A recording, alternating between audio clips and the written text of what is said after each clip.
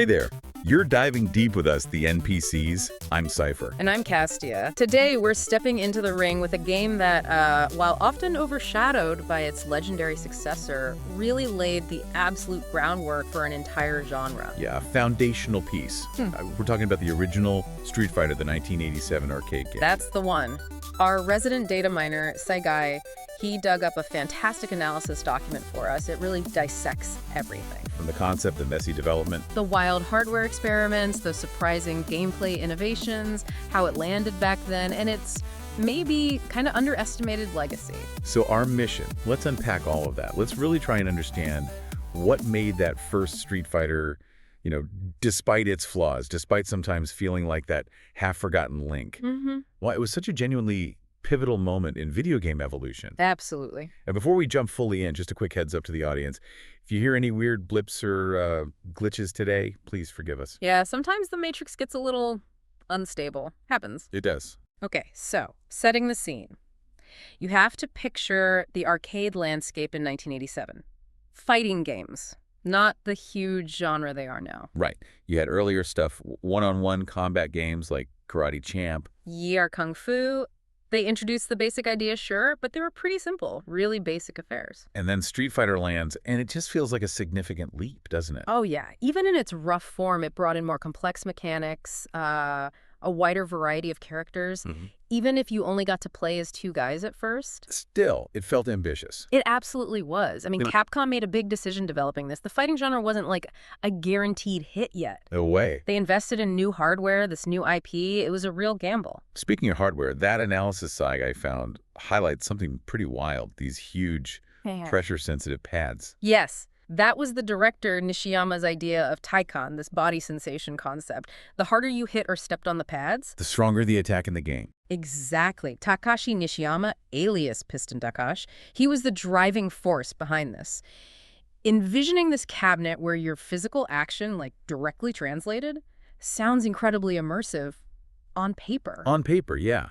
But the document points out that ambitious control scheme, it ran into a massive problem. A predictable one, maybe. Totally predictable if you know arcades. Those pads broke. A lot. Under heavy use. A maintenance nightmare. They just couldn't take the punishment. Okay, so that's where the story gets really interesting, right? Because the pads were so unreliable. Capcom also released an alternative version, a fallback cabinet. And this one had, what, a standard joystick? Standard 8-way joystick, and critically, a 6-button layout.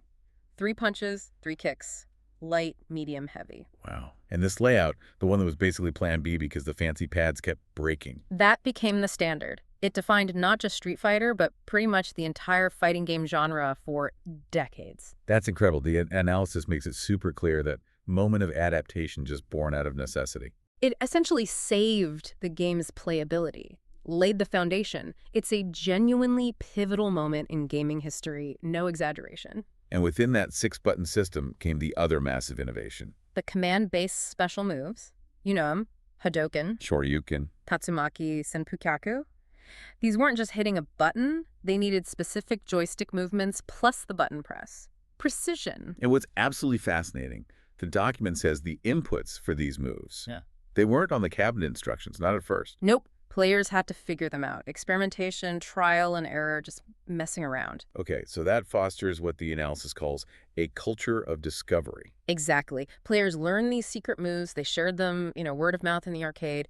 Mastering those inputs added incredible depth. It wasn't just mashing anymore. Not at all. And landing a Shoryuken in that first game, the document notes it could be incredibly powerful, like potentially a one-hit KO if it connected clean. It changed everything. Execution, strategy. And who were you pulling these moves off with? Ryu and Ken, the classic duo. The document describes them, Japanese and American martial artists. Initially just palette swaps, right? Same moves, different colors. Pretty much, yeah. But that simple setup established their core identities, that friendly rivalry that became so central to the whole series later on. The game structure itself was also pretty developed for the time. It wasn't just random fights. No, it had that global journey feel, a tournament arc. As Ryu, you travel through 5 countries. Japan, US, England, China, Thailand. Right. Facing 2 distinct opponents in the first 4 spots, and then culminating in that final boss fight in Thailand. Against Sagat, the Emperor of Muay Thai. Yep.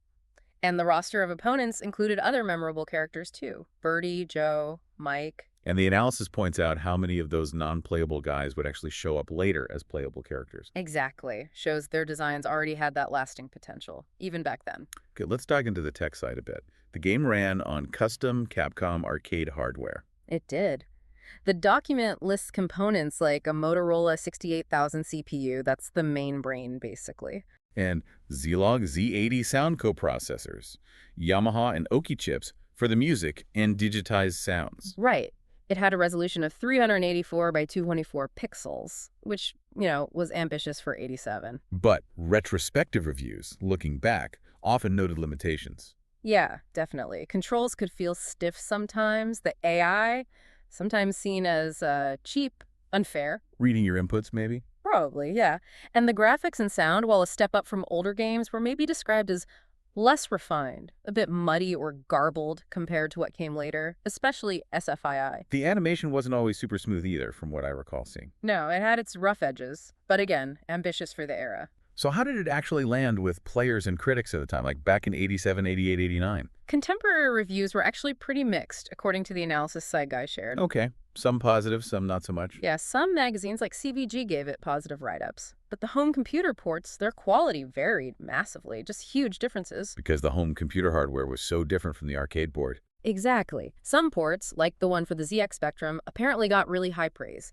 But others, like the Amiga and Atari ST versions, scored much lower. So the document emphasizes that reviews often boil down to how well the port captured the feel of the arcade game. Pretty much. Fidelity was key. Could it replicate that experience, even partially? And commercially, was it a hit? It was successful enough. In arcades and on home computers, it was profitable for Capcom.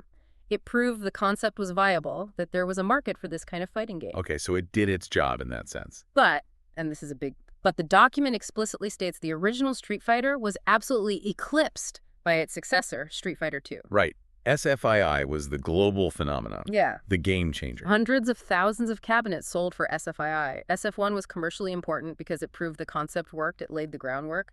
But SFII was the explosion. Totally different scale. Beyond the arcade, we saw those home conversions popping up. Yeah, on platforms like the NEC, PC Engine CD, where it was called Fighting Street, actually. Oh. MS-DOS, Commodore 64, Amstrad Spectrum, Atari ST, like we mentioned. And like we said, quality was really a mixed bag. Big technical challenges trying to replicate that arcade hardware on, say, a C64. Thankfully, the original game has been preserved in later Capcom compilations, so you can still go back and experience it, warts and all. Which is great. And circling back to that culture of discovery around the special moves, the analysis points out something interesting. The scarcity of early English strategy guides compared to Japan. Ah, so in Japan, maybe it was documented sooner. Possibly. Or the community was just more tightly knit around arcades initially. But in the West, it really solidified that need for players to figure things out themselves or rely purely on word of mouth because the moves just weren't written down on the cabinet. Which must have felt amazing when you did figure one out. Oh, absolutely. A real sense of accomplishment. What's also interesting on the regional front, the document mentions move names getting changed. Yeah, for international releases, Hadoken was sometimes called Psycho Fire. Shoryuken became Dragon Punch. Psycho Fire. Dragon Punch. Okay. Yeah, likely an attempt to make them sound more immediately understandable or just impactful to Western audiences back then. But that didn't stick long term, did it? No, the analysis notes that practice largely disappeared with SFII in later games. The original Japanese names became the global standard pretty quickly. There were also some minor variations in audio or background details between regions, too. Little tweaks. So, wrapping it all up then, what does this deep dive, this analysis, really tell us about the original Street Fighter? What's the takeaway? I think it tells us that while, yeah, it had technical quirks, and yes, it was totally overshadowed by SFII's massive success, it was an absolutely crucial foundational step. Indispensable, really. It pioneered those command-based special moves that defined the genre. Exactly. It popularized the 6-button control scheme that became the industry standard almost by accident. It established that diverse character roster idea, the global tournament theme. Started giving characters actual backstories, even simple ones. All these elements, they weren't perfected in SF1, not by a long shot. But they were the essential building blocks. Precisely. The game proved the concept worked, showed Capcom there was a market, and provided all those crucial technical and design lessons. They then refined and built upon to create the absolute phenomenon that was Street Fighter II. Couldn't have had SFII without SF1 paving the way. And the enduring legacy of Ryu and Ten, global icons. It all kicked off right here in this ambitious, kind of clunky, but ultimately revolutionary 1987 arcade cabinet. Absolutely. Wasn't perfect, but it was pivotal, no doubt. So thinking about that legacy, this raises a really interesting question for me based on what you said earlier. The document really highlights that culture of discovery, right? Finding the special moves, sharing them. How much do you think requiring players to experiment and share knowledge like that, especially back then, pre-internet for most people? Yeah. How much did that influence the development of online gaming communities later on? And maybe even guide game designs that intentionally encourage player interaction and sharing secrets today. That's a great point, that communal aspect of piecing the puzzle together. Yeah, you can definitely see echoes of that in how online communities and guides form now. Something to think about, for sure. Where did that collaborative spirit in gaming really start? Maybe right there in the arcades. Definitely something to mull over. All right, that about wraps it up for this deep dive. Great stuff. Remember, you're awesome. Never let the world tell you otherwise. Stay safe. Stay sane.